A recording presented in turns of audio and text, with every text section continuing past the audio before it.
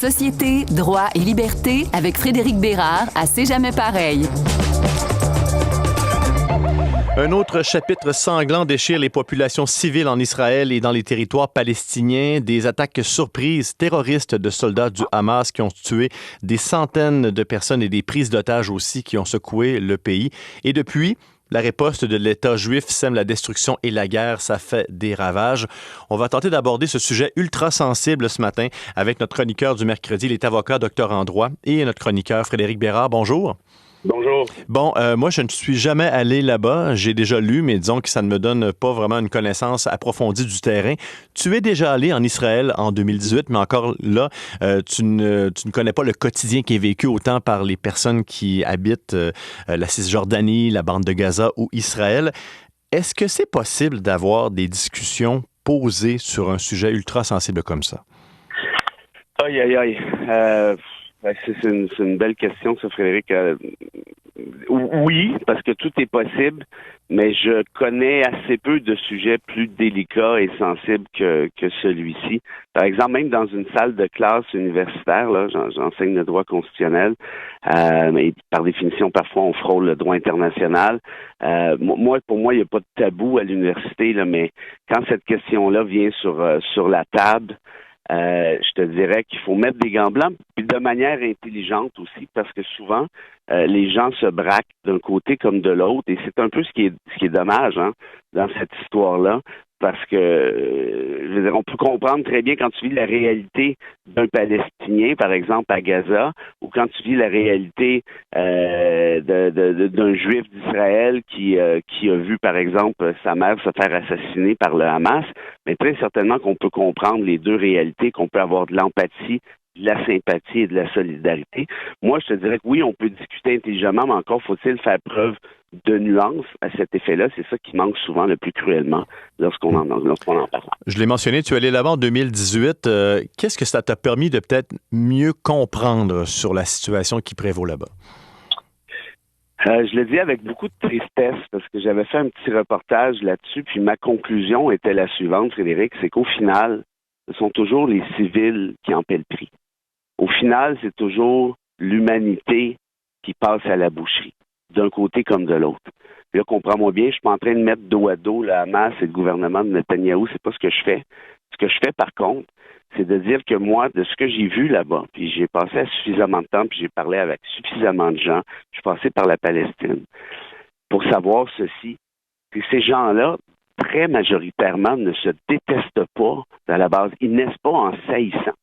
S'ils finissent par saillir, c'est bien le contexte politique qui les force à agir de cette manière-là. Ils sont instrumentalisés. Le gouvernement de Netanyahou, c'est un gouvernement qui flirte actuellement avec l'extrême droite, qui est allié, en fait, avec l'extrême droite, avec ses politiques de colonisation.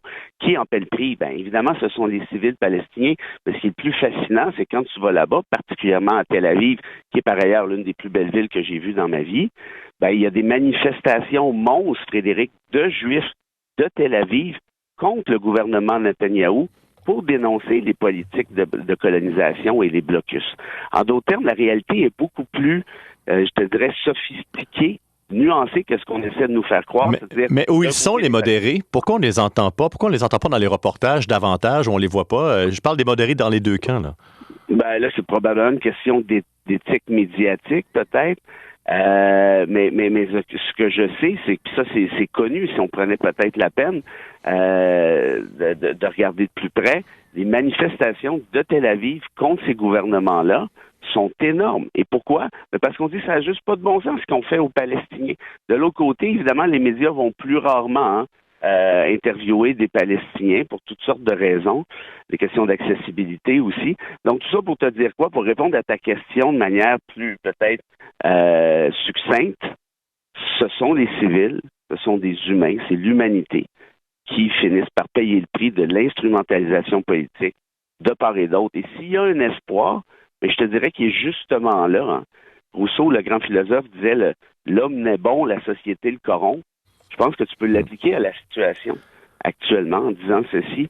Mais ces gens-là, je me répète, ne se détestent pas à la base. Encore faudrait-il maintenant cesser l'instrumentalisation de l'enjeu et que la communauté internationale s'en mêle une fois pour toutes.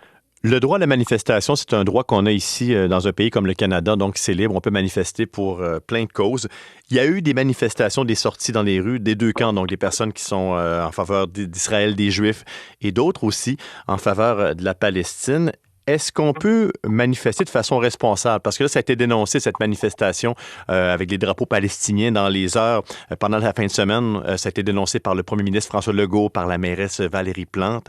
Est-ce qu'on peut manifester de façon responsable sur cette question? Et qu'est-ce que tu penses de cette manifestation qui a eu lieu ce week-end? Tu vois, c'est un peu symptomatique de ce que j'essaie de dire.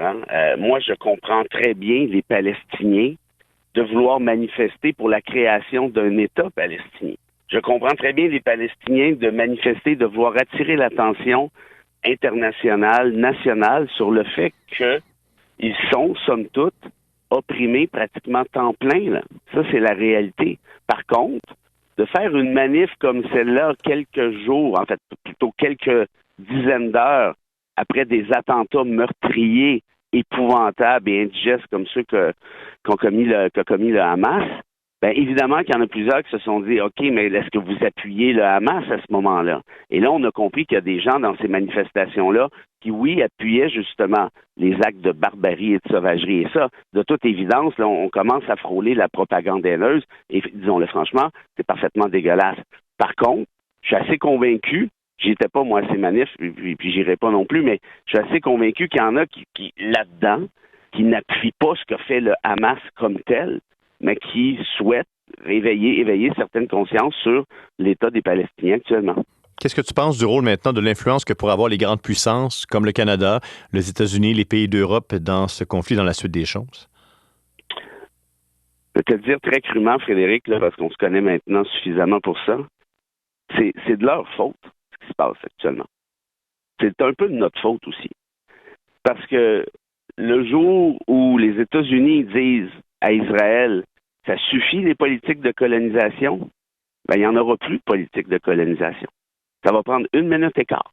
Pourquoi? Parce que si les États-Unis laissent tomber Israël, malheureusement, il n'y en a plus d'État Israël. En d'autres termes, toute cette question géopolitique où chacun pense à ses propres intérêts finissent par sacrifier ce que je disais tout à l'heure, c'est-à-dire les civils et l'humanité. Hier, tu as vu la lettre qui a été signée qui disait, au final, ben, Israël a le droit de se défendre coûte que coûte. Moi, tu vois, évidemment que je suis d'accord avec le fait qu'Israël a le droit de se défendre, mais pas coûte que coûte. J'ai eu des discussions avec des amis juifs de Montréal, des gens que j'adore, des gens intelligents, posés, qui me disaient, ben, on va être obligé de répliquer au Hamas, puis pour ce faire, comme le Hamas est caché un peu partout, ben, on va faire exploser des hôpitaux et des écoles. Et là, j'ai dit non, tu peux pas faire ça. Moralement, tu peux pas m'embarquer là-dedans. Ils disaient oui, mais c'est la seule manière. Ben, il va falloir qu'il y en ait une autre. Parce que tu peux pas sacrifier d'autres civils de l'autre côté. Pour moi, la vie d'un Juif ou la vie d'un Palestinien, ça se vaut de part et d'autre. Bref, tout ça pour dire que la communauté internationale est responsable. Et hier, on ne sait pas si le Canada a été exclu ou s'il a refusé de signer la lettre en question. Moi, je lance l'hypothèse qu'il a refusé, puis je vais te dire pourquoi.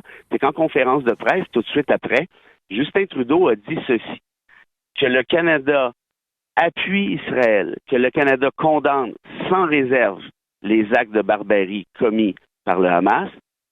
Et par contre, le Canada appuie donc un droit à la défense d'Israël en autant que ce droit s'exerce conformément au droit international.